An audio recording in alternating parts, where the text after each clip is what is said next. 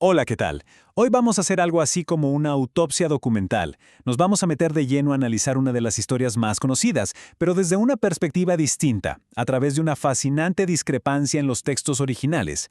Así que prepárense, porque lo que vamos a ver nos va a llevar a cuestionarnos cómo se construyen esas narrativas que a veces damos por sentadas. La pregunta que da inicio a todo este análisis parece a simple vista muy sencilla. ¿Qué hizo Jesús justo después de ser bautizado? Podría parecer un detalle sin importancia, un dato más en la cronología de su vida, pero créanme, es precisamente aquí donde empieza todo el misterio. Y es que resulta que los evangelios no se ponen de acuerdo, para nada. De hecho, nos dan dos respuestas completamente distintas. Son dos caminos que se separan desde el mismísimo punto de partida. Y ojo, esta diferencia no es un detalle menor, para nada. Es una diferencia estructural que tiene implicaciones teológicas bastante profundas. Ok, para entender bien esta divergencia vamos a analizar primero uno de los caminos. Este nos lo cuentan los tres primeros evangelios, Mateo, Marcos y Lucas. Por las enormes similitudes que tienen entre sí, los expertos los conocen como los sinópticos, que básicamente significa que ven las cosas juntos. Y ellos nos presentan una cronología muy específica, la que probablemente sea más familiar para todos. Esta es la secuencia que la mayoría de nosotros reconocemos al instante, ¿verdad? Inmediatamente después del bautismo, Jesús es llevado al desierto. Ahí pasa 40 días de ayuno y oración. Y todo este periodo culmina en ese enfrentamiento dramático con Satanás, lo que conocemos como la tentación. Es una historia de aislamiento, de prueba, de preparación espiritual. Muy bien. Ahora pasemos a la segunda pieza de este rompecabezas que viene del Evangelio de Juan. Y aquí la historia da un giro completamente inesperado.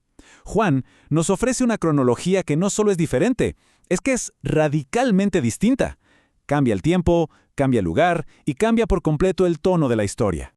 A ver, según Juan, después del bautismo no hay 40 días en el desierto. ¡Para nada! En su lugar, tan solo 3 días después, encontramos a Jesús en Galilea asistiendo a una fiesta, una celebración pública, las bodas de Caná. Y es ahí donde realiza su primer milagro. O sea, pasamos de la soledad y la prueba espiritual a una fiesta comunitaria y una revelación pública. El contraste es total. Y es justo aquí donde el conflicto se vuelve más que evidente. No estamos hablando de una pequeña variación en un detalle. Estamos frente a dos relatos que, si los ponemos uno al lado del otro, parecen excluirse mutuamente. No es solo una diferencia de cuántos días pasaron, sino del propósito y del lugar de los acontecimientos. Esta imagen es clave para entender el problema. Ilustra a la perfección la incompatibilidad de la que hablamos, tanto en el espacio como en el tiempo. Es que sencillamente no es posible pasar 40 días en el desierto de Judea y al mismo tiempo estar en una boda en Caná de Galilea solo 3 días después del bautismo. Geográfica y cronológicamente, es imposible que ambas cosas sucedan como se describen. Entonces, el punto crucial, el meollo del asunto, es este. La cronología de Juan, con ese ritmo tan acelerado que propone, simplemente no deja tiempo para que ocurra la tentación en el desierto. Y ese es un evento central, fundamental, para los sinópticos. En esencia, un relato borra por completo un pilar del otro. Y el conflicto no se detiene ahí, ¿eh? La fuente que analizamos señala otras discrepancias que son igual de profundas. Por ejemplo, en la versión sinóptica, los apóstoles son llamados a la orilla del mar. En la de Juan, el llamado ocurre de una forma muy distinta. Y además, hay otra contradicción clave. Juan presenta los ministerios de Jesús y del Bautista ocurriendo al mismo tiempo, como si se superpusieran. Esto contradice directamente lo que dice Mateo, donde el ministerio de Jesús empieza solo después de que el Bautista es arrestado. Todo este análisis, esta especie de autopsia a los textos, lleva a la fuente a una conclusión súper contundente. Una conclusión que curiosamente ya habían alcanzado algunos teólogos de la antigüedad. Se les conocía como los alogi, o los sin logos, y los llamaban así porque rechazaban el Evangelio de Juan y su concepto de logos, o la palabra, en parte porque ya habían notado estas mismas tensiones en el relato.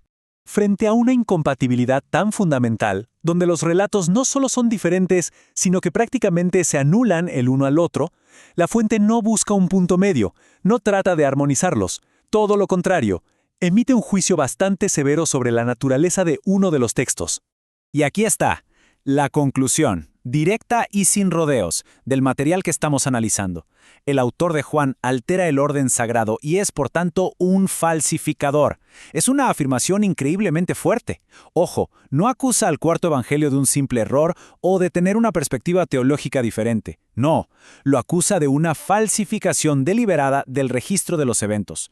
Todo esto nos deja con una pregunta final, para la reflexión. Cuando nos enfrentamos a estas discrepancias que parecen irreconciliables, ¿deberíamos verlas como un problema sin solución para la exactitud histórica de los relatos? ¿O quizá representan una oportunidad para la teología? Quizá nos están revelando que cada autor tenía un propósito distinto, que estaba pintando un retrato de Jesús enfocado en verdades diferentes, unas que van más allá de la simple cronología. La respuesta que demos define no solo cómo leemos estos textos, sino qué es lo que buscamos en ellos.